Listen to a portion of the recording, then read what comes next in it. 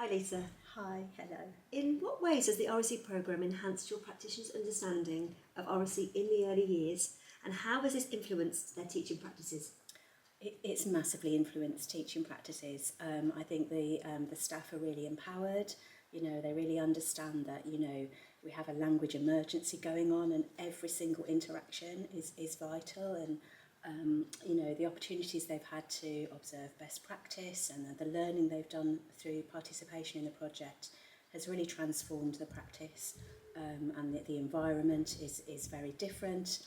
They've made lots and lots of changes that have been really positive. What changes have they made? So tweaks to the environment just to really enhance that language. You know, it's considered in every area. How can that language be extended? The kinds of language you hear when you step into early years now, it's really, the level of language is amazing. The conversations between the children, the vocabulary that's being used, and the amount of interactions has risen significantly. And you talked about environment. How has the environment changed? So they have things like Curiosity Corner, they have artefacts and provocations, just the quality of the thought and the planning, I think, to the environment. The Home Corner is very much more real now. You So have authentic. less of the themes, more authentic, and more kind of there to really develop children's sort of real life experiences and have those real meaningful conversations. Thank you.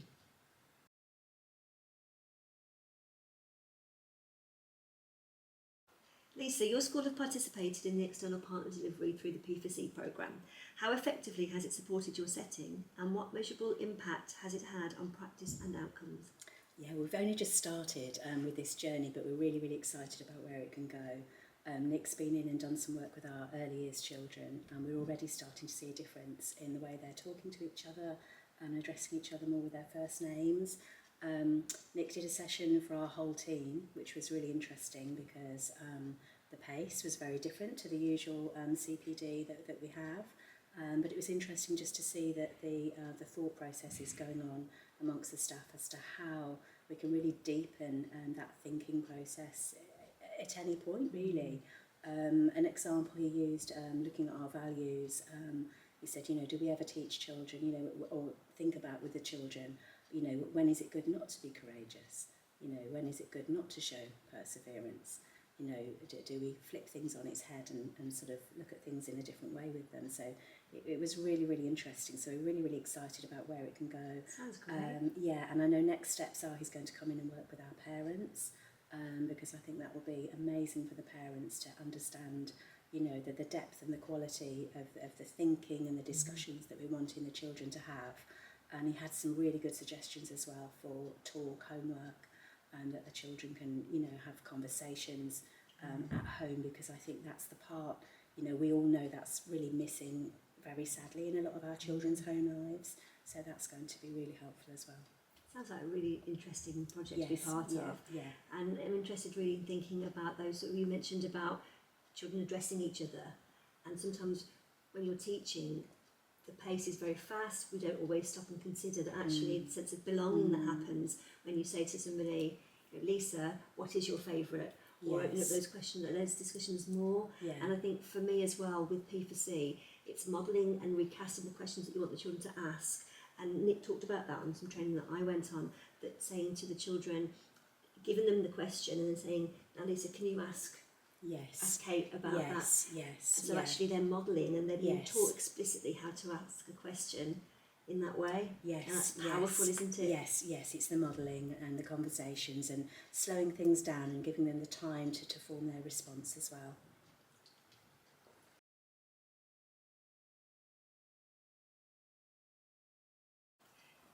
Can you provide specific examples of how this programme has directly improved oracy skills and communication amongst your youngest children?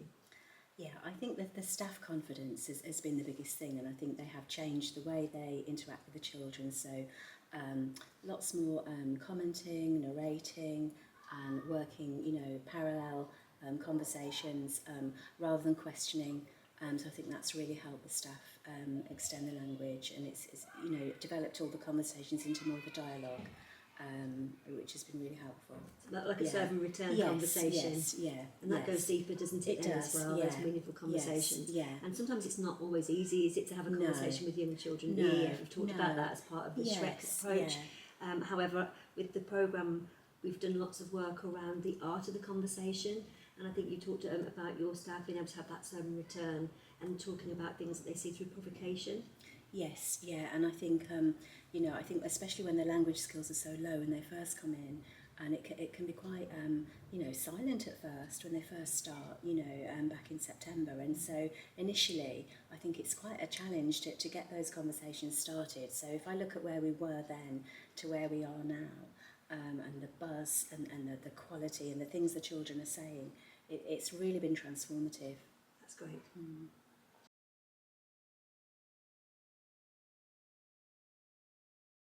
In what ways has the programme influenced the provision environment of your EYFS setting, and how have these changes improved children's learning experiences?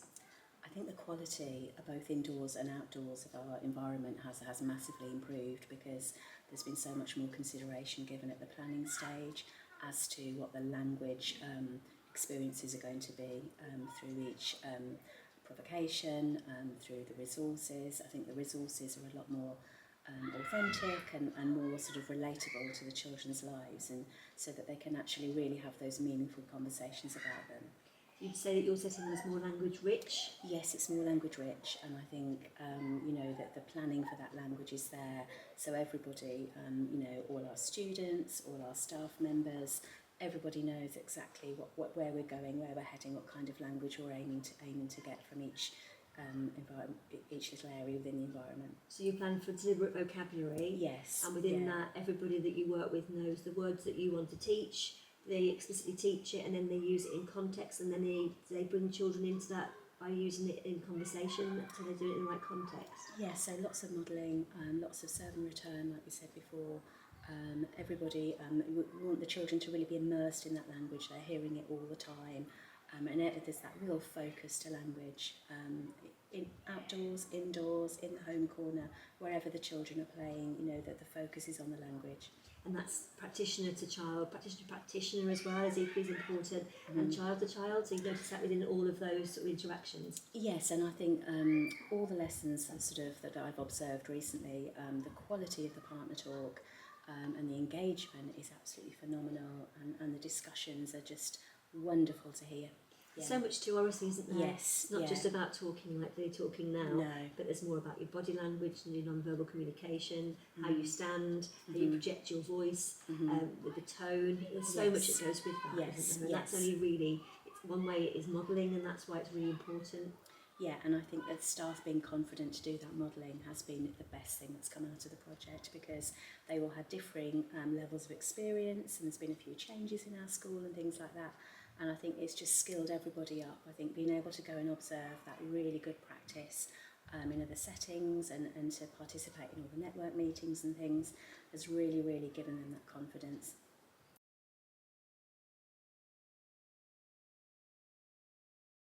How do you anticipate the increased staff knowledge will contribute to children's language development across your school and beyond the EYFS? I think it absolutely will. I think, the staff knowledge is key, and I think, they've gained so much through participation in this project. I think, especially our least experienced members of staff who've now got that confidence, and they understand that they've had to maybe work on their own language skills a little bit and make sure that, they're talking in the correct way and using correct grammar and things like that. And I think also just understanding that every single interaction is important, and that we only have this limited time with the children in the school day to make a difference. And I think that they're so invested in that, and I think the quality of the interactions that they've had will undoubtedly make an impact as the children go into year one. They'll be more school ready, they'll be used to doing their good talking, their good listening, good thinking, having their sort of turn to your partner conversations, and all of the experiences they've had, the knowledge they've gained through the role play and all of those things that they've done, I think will really stand them in good stead. So they've had time to really refine those fundamental language and communication skills, haven't they? Yes, yes. As part of the programme, as part of your engagement, the P4C work that you're doing, and the knowledge that you had before you started the programme together has given them a really good springboard, really, hasn't it? Yes, yeah. I think we have got a very experienced team. Some staff members have been with us a long time. They're very experienced, but as always, things happen. People come and go, and then you get less experienced team members in. We have lots of students as well, and I think this project has enabled everybody to have those skills. So there's a consistency now across nursery and reception in terms of the quality of the language provision. It's absolutely fantastic, and I think this project has enabled that to happen. Have you seen that when you've been doing learning walks or observations? Yes, I think you're going to do a lesson observation now, and you can see, you can hear that straight away that the language, the discussion, there's a lot more of a priority, I think, given to language, and you can see the children are engaged, they're talking and they're having those conversations. There's a lot more explicit modelling, a lot more intentional choice of vocabulary, and you can see, that focus is there. And that's within the direct explicit teaching, Yes. and also through interactions during independent learning or child-initiated learning. Yes, and I think, when you go into group work, the more sort of free parts of the day, the adults are on the floor with the children, the discussions are happening.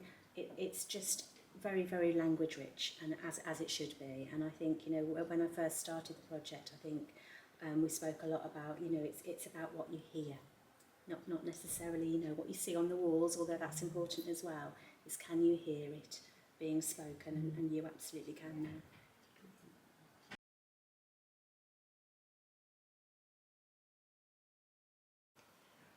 What do you believe will be the most significant long-term impact of the programme on you, your early years team, and the wider school community? I think for myself, it's making sure that there is that understanding of how significant an issue language development in children is, because I see, from my own experience, my background is in early years, I've seen the changes, the children coming in, and, it's been a concern for many years, the skills are lower when they come in, but I think at the moment with mobile phones and the way things are, sadly with lots of our children and their home lives and things like that, I think, we absolutely recognise that this is so important. So I think for us, it's making sure that everything we've really gained in our early years now feeds through into Key Stage 1 and Key Stage 2, and that we also spread this message effectively to parents.